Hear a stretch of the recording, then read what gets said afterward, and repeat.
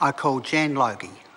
Mr. Speaker, and I rise to take a short call to supplement my colleague David Clendon's earlier submission on this, the Births, Deaths, Marriages and Relationships Preventing Name Change by Child Sex Offenders Amendment Bill that has been brought to this House by the National Member, Dr. Yang. I rise to say that the Green Party will be opposing this bill. I commend the member for his intention, and I am sure that actually his intent was good. It's unfortunate, however, that this bill, from our reading of it, has such fundamental flaws that we are unable to support it.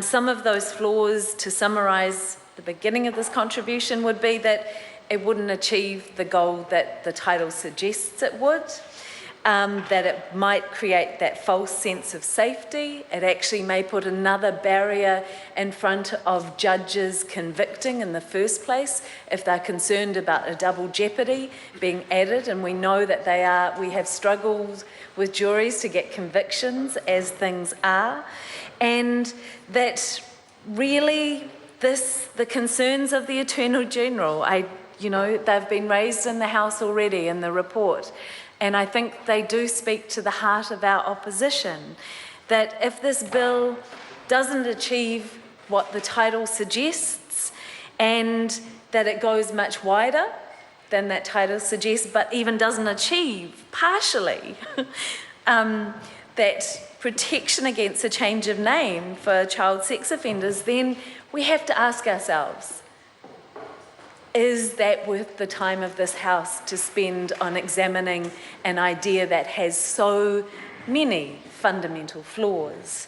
And I can hear some people saying that, well, if we've got concerns around it, they're just technical, and support it to select committee and work through it. But they're not just technical, they're fundamental.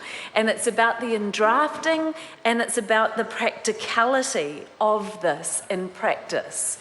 And that there is strong evidence to suggest would have a negative impact, in fact, on the safety of our children and the functioning of our courts. And I do think that we need to prioritise the review of our police and court system.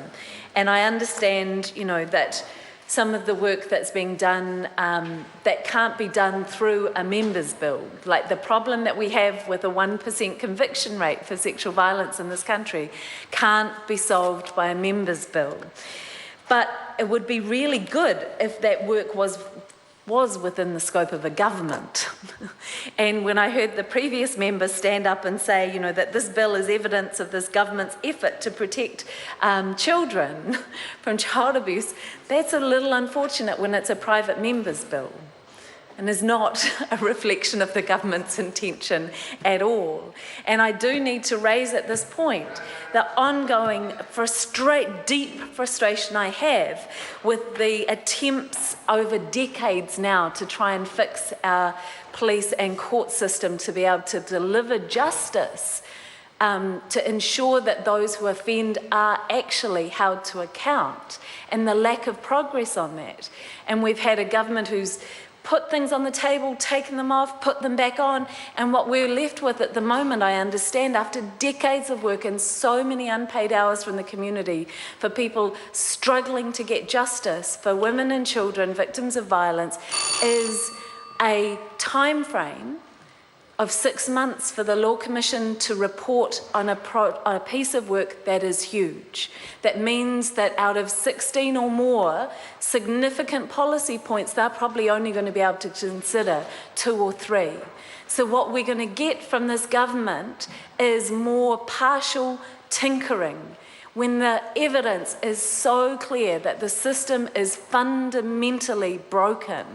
There's no way that anyone could tell me that a 1% conviction rate demonstrates the need for a tinkering solution. It doesn't. It needs a very well-considered and systemic approach to this problem. And when the government's saying that this bill is evidence of their efforts to protect children, I wish they'd just address the fundamentals instead.